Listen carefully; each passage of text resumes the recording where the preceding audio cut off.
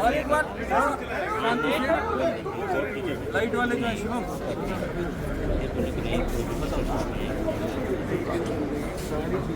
Sir बताओ। हमारी तरफ से अभिनय सर सारी बातें बताएंगे आपको, ठीक है? A to Z आप बना कोई भी बना सकते। आप सबको पता होगा कि कई टीचर्स भी हम में से, मैं भी कई बार यहाँ ऑफिस आके चला गया कि हमें चेयरमैन साहब से मिलना है, चेयरमैन साहब से मिलना है, बट कोई मुलाकात आज से पहले नहीं हुई।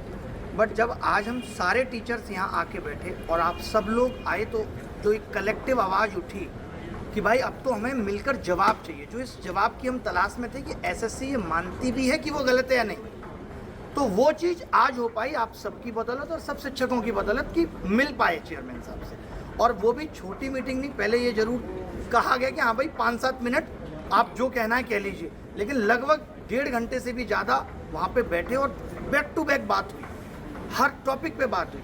उन्होंने खुद कहा कि ये जो अनफेयरनेस है ये सब हम एक्सेप्ट करते हैं, बट आप अगर ये सोच रहे हैं कि हमने उनको सारे ऑप्शन दिए, हमने कहा कि आप ये ओवर एज वाले बच्चों को लास्ट तक लेके गए नॉर्मलाइजेशन, इस पे आपको रिजल्ट रिवाइज करना चाहिए, इस पे भी उन्होंने कहा कि मैं अभी आपको कुछ नहीं दे पाऊँगा, मना कर दिया कि अभी नहीं बोल पाऊँगा, आप मुझे लिखित में दे दीजिए और मैं उस पर सोचूंगा, ऊपर बात करके बताऊँगा कि रिजल्ट रिवाइज हो सकता है या नहीं। दूसरी चीज़ हमने कहा कि भाई आप इन बच्चों का, जो बच्चे 344 नंबर ला के भी बाहर रह गए, आखिरी अटैम्प्ट था, इनको एक एक्स्ट्रा अटैम्प्ट ही दे दीजिए। उन्होंने कहा ये सरकार के हाथ में या फिर कोर्ट हमें आदेश करे। पहले ये कहा, हमने कहा हम सरकार से बात करेंगे, सरकार से ये कहलवाएंगे। लास्ट में उन्होंने धीरे से ये कह दिया कि कोर्ट से काम जल्दी हो जाए। ये उनके सब थे, जो एज इट इज उनसे बात हुई वो मैं आपको बता रहा हूँ। उन्होंने कहा कोर्ट अगर हमें कहता है तो हमें आपत्ति नहीं है, हम इस पर तैयार हो जाएंगे कि बच्चों को एक अटैम्प्ट और मिल जाए, क्योंकि गलत तो हुआ है, वो हर एक बात पे मान रहे हैं। इनफैक्ट आप जिन हम सोच रहे थे कि सवाल गलत आए, अभी तक हम भी यही सोच रहे थे कि चेयरमैन को मतलब नहीं है, ये पैसा कमाने के लिए हो रहा है, तो उनको गलत सवालों में 7-8 तो उन्होंने हमें बता दिए कि 14,3 वाला सवाल सही हो सकता था, बट वो कह रहे थे ये चेयरमैन नहीं सही करता, ये जो आंसर की चेयरमैन नहीं बनाता है। अब ये बन गई और रिजल्ट रिवाइज हो गया, रिजल्ट जारी हो गया, तो अब कुछ नहीं हो सकता है। बट मैं आपको वादा देता हूं कि आज के बाद कोई सवाल गलत नहीं आएगा। ये कम से कम 5 से 7 बार बोला है, और भी लोग गवाह हैं, तुषार है यहाँ पे, भाई जिस बात पे गलत लगे वो बता देना। इन्होंने खूब लड़ा, ये भी थे, इन्होंने खूब कहा, इतना रिक्वेस्ट किया कि भाई हमारा तो भविष्य चला गया, 2023 में आपने चला दिया, 2024 में अब आपने ये कर दिया। फिर बात आई नॉर्मलाइजेशन की, तो उन्होंने कहा कि मैं ये वादा देता हूँ कि आज के बाद मेंस कभी 2 शिफ्ट में नहीं होगा। ये भी बोला कि बात चल रही है इसकी। उन्होंने ये भी कहा कि जो है हमने आगे डाला हुआ है सरकार को कि फॉर्म फीस बढ़ा दें, ताकि ऐसा ना हो कि 36 लाख लोग फॉर्म भरते हैं, हमें व्यवस्था उतनी ज़्यादा करनी पड़ जाती है, और हम जो है कम बच्चे फॉर्म भरें, 36 लाख के बाद पहुंचते 18 लाख हैं, तो हम इस पे भी सोच रहे हैं। ये बात थी नॉर्मलाइजेशन पे। आपका कोई क्वेश्चन है तो आप उस पर भी पूछ सकते हैं बीच में। डिफिकल्टी लेवल पे बता देता हूँ। हाँ, एक हमने कहा कि एक बच्चा MTS की नौकरी ले रहा है, उन्होंने बहुत इत्मीनान से सुना, CHSL की भी ले रहा है और इसकी भी ले रहा है। वो बोले इसमें कर कुछ नहीं सकते, बट इस साल से क्या होगा, पहले CGL होगा, CGL का रिजल्ट आ जाएगा, फिर CHSL, फिर उसका रिजल्ट आएगा, यानी जिसको CGL में नौकरी मिल जाती है वो CGL फिर भरेगा नहीं, CHSL, फिर MTS होगा। और हमें भी इस बात की शर्मिंदगी है, ये सब थे, कि MTS का पेपर CGL के लेवल से ऊपर आ रहा है। हमने कहा 90% कट ऑफ जा रही है, तो उन्होंने कहा डिफिकल्टी लेवल पे भी अब सवाल TCS नहीं बनाएगी, ये खत्म कर दिया। इस पे तो उन्होंने ये नहीं कहा कि करेंगे, इस पे उन्होंने कहा कर दिया है, ये काम हमने कर दिया है कि अब TCS पेपर नहीं बनाएगी, क्योंकि वो जिम्मेदारी नहीं ले रही, इतने गलत सवाल आ रहे हैं। उन्होंने अपने आप से JEE का जिक्र करा, बोले आप अपना छोड़ो, CGL का JEE में देखो कि 100 सवालों में 16 गलत। JEE वाले पे भी उन्होंने ये बात की, हर एक चीज़ पे ये बात हुई। उन्होंने कहा कि ये कमेटी जो रिजल्ट बनाती है, जो डिसाइड करती है कि किसको मार्क्स टू ऑल देना है और किसको नहीं देना है। सर नॉर्मलाइजेशन के अब वेटिंग लिस्ट की बात आई, तो वेटिंग लिस्ट में हमने कहा कि आप जो वेटिंग लिस्ट है वो इस पे दे सकते हो MTS में, तो उन्होंने कहा इस पे हम सोचेंगे, कोशिश कर रहे हैं कि कैसे इस चीज़ को ख़त्म किया जा सके। दूसरा जो मैंने उनको सजेशन दिया, बहुत प्रेशर से कम 20 बार बोला होगा, जिस पे उन्होंने कहा कि मैं इस पे ऊपर बात करके अप्रूवल लेने की कोशिश करता हूँ, वो मैंने ये कहा कि आप मत लाइए वेटिंग लिस्ट, लेकिन आपको पता है इस बार इतने सारे बच्चे बाहर हो गए, तो आप एटलीस्ट ऐसा कर लीजिए कि जो बच्चे लोअर ग्रेड वाले 2400 ग्रेड पे उनको कोई तो नौकरी मिल जाए। 2400 मिलेगी तो किसी को एतराज नहीं होगा, 2400 सबसे नीचे की नौकरी है। तो इस पे उन्होंने कहा कि हम सोचेंगे। सर नॉर्मलाइजेशन नया फॉर्मूला जो हाँ, नॉर्मलाइजेशन पे उन्होंने कहा कि नॉर्मलाइजेशन का फॉर्मूला ठीक तरीके से वेव करे, इसके लिए कमेटी भी बना दी है। मे भी हम परसेंटाइल ले आए जो ये प्री में भी आपको इम्पैक्ट ना करे। ये बात और किसी बात की बात फाइनल आंसर की वाली बात हो गई कि 2 दिन पहले आप फाइनल आंसर की एक हफ्ते पहले आप फाइनल आंसर की दे दो। ये आप मत करो कि फाइनल आंसर की के बाद बच्चे को आइडिया हो जाएगा उसको पोस्ट प्रेफरेंस भरना है या नहीं भरना। ये भी बात है। और उनके ही एक बंदे ने बोला कि पहले हम स्टेट प्रेफरेंस भी लिया करते थे, तो उस पर भी चर्चा हुई, लेकिन उस पर कोई ऐसी कंक्लूड बात नहीं, इस पर कोई बात नहीं। हाँ, डॉक्यूमेंट वेरिफिकेशन का सुन लीजिए। हमने कहा कि डॉक्यूमेंट वेरिफिकेशन तो डिपार्टमेंट को करना चाहिए, इतनी सब गड़बड़ें आ रही हैं। उन्होंने खुद कहा कि जब वो जो डिपार्टमेंट कर रहे हैं, मिनिस्ट्रीज कर रही हैं, उसकी वजह से हम पे आरोप आ रहा है। तो हमने खुद सरकार को कहा कि हम डॉक्यूमेंट वेरिफिकेशन करेंगे, तो सरकार ने हमें ये कह दिया कि आपका काम केवल एग्जाम लेना है, डॉक्यूमेंट वेरीफाई करना नहीं। यही बोला भाई कि आपका काम एग्जाम लेना है, डॉक्यूमेंट वेरीफाई करना नहीं। इसीलिए हमारे हाथ में अभी डॉक्यूमेंट वेरिफिकेशन नहीं। सर एक क्वेश्चन कोई नहीं बोलेगा, एक मिनट। हाँ, एसएससी की वेबसाइट पे साफ इनका रूल्स और डिसीजन मेकिंग प्रोसेस दे रखा है। उसमें साफ लिखा है कि टेंटेटिव आंसर की और फाइनल आंसर की दोनों चीजों पे फाइनल सिग्नेचर चेयरमैन के होते हैं। तो ये कैसे कह रहे हैं कि हमने नहीं बनाई? नहीं, चेयरमैन के सिग्नेचर होना और एक बनाना, देखिए दोनों में बड़ा अंतर है। आप बहुत सारी चीजें जब आप एक लेवल पे आके बैठ जाते हो तो आप साइन करते वक्त सारे आंसर वेरीफाई नहीं कर रहे हो। जिम्मेदारी तो इन्हीं की हो गई ना, फिर जिम्मेदारी हो गई, ये मैं मानता हूँ। तुम तो मान रहे हैं इस बात को, तो अब कह रहे हैं, लेकिन तो अब इसका रास्ता, मेरी बात तो सुनो, अगर एसएससी को 2024 में झुकाना है और मजबूर करना है, और वो करना भी चाहिए हमें, क्योंकि हम सारी बातों पे एकदम ट्रस्ट नहीं कर सकते, ताकि रिफॉर्म्स आए भी, तो उस रिफॉर्म्स का आधार 2024 ही है। आप ये नहीं कह सकते कल को कि भाई 2025 में ऐसा कर देना। वो कहते हैं ठीक है कर देंगे, अभी भी तो कहा है, खुद कहा है। पड़ेगा सर, फिर से बैठना पड़ेगा 24 में। डीवी वाला मैं वही पॉइंट भी अभी रह जाता है एक तुम्हारा में। डीवी वाला भी पॉइंट, डीवी वाला पॉइंट डॉक्यूमेंट वेरिफिकेशन है ना, तो बाकी है। बिल्कुल बैठना पड़ सकता है।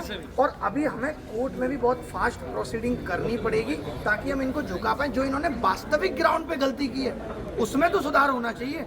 तो उन्होंने खुद भी कहा कि भाई आप कोर्ट में कहो, और हमारे पास भी उन्होंने खुद कहा, मैंने आपके पास क्या जवाब है, मैं नहीं पूछा उनसे, पूछा भाई मैंने कहा आपके पास जवाब क्या है, आप कोर्ट में क्या जवाब दोगे कि आप 800 बच्चों को डोरे थे? उन्होंने कहा यही देंगे कि पिछले साल भी ऐसा हुआ था, उससे पिछले साल भी ऐसा हुआ था, सुधार हुआ ही नहीं।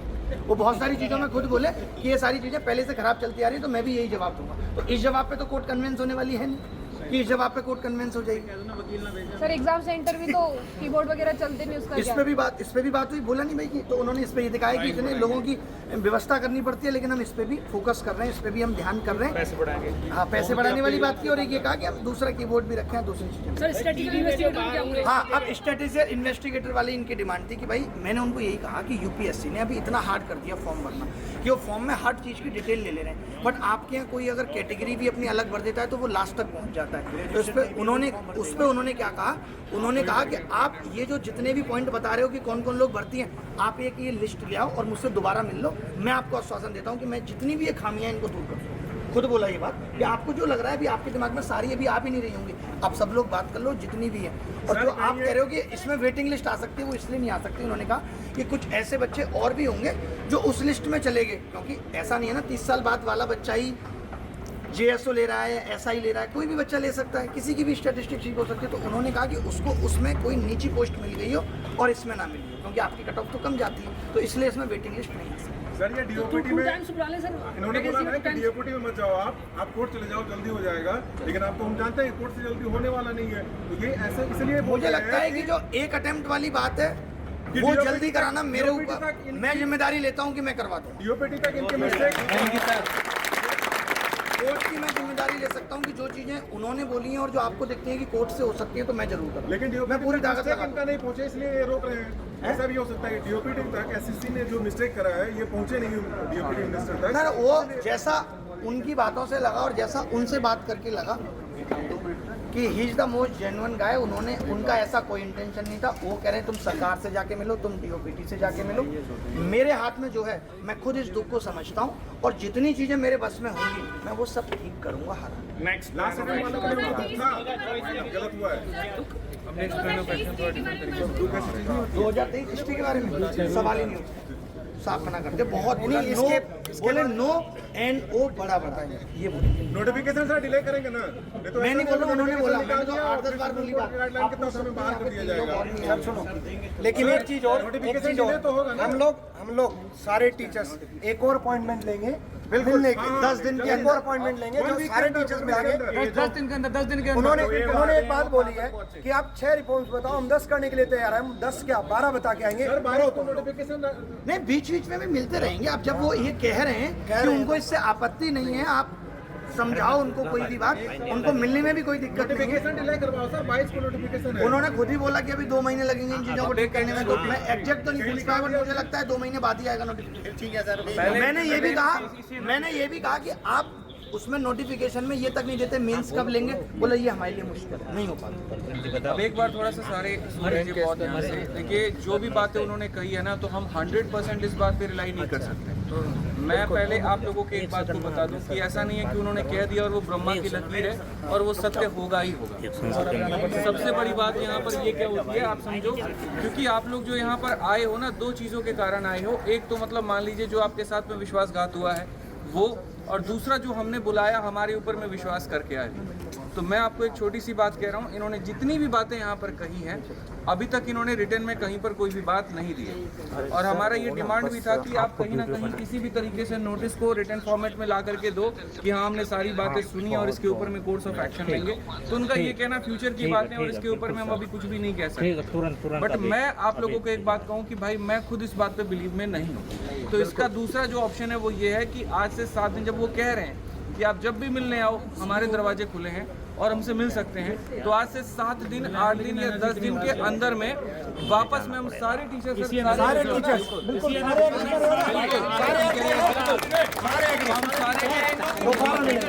सारे बैठ जाओ अभी, बैठ जाओ। मैं एक चीज कहूंगा, देखिए जिंदगी में बहुत सारी जंग लड़नी पड़ेंगी, भारत को भी आज़ादी मिली थी और छोटी छोटी चीज़ों से खुश होकर हिम्मत भी बढ़ानी पड़ेगी। आज हम मान लेते हैं कि उसकी कोई बात सत्य नहीं है, बट मैं इतनी बात सोच के सेटिस्फाई हूँ कि जब इतने लोग आए तो मजबूर होना पड़ गया मिलने के लिए। सर हम फिर आएंगे ना, अभी 2 बातें। अरे बैठ जाओ अभी रुको, अरे अभी बात पूरी हुई नहीं है।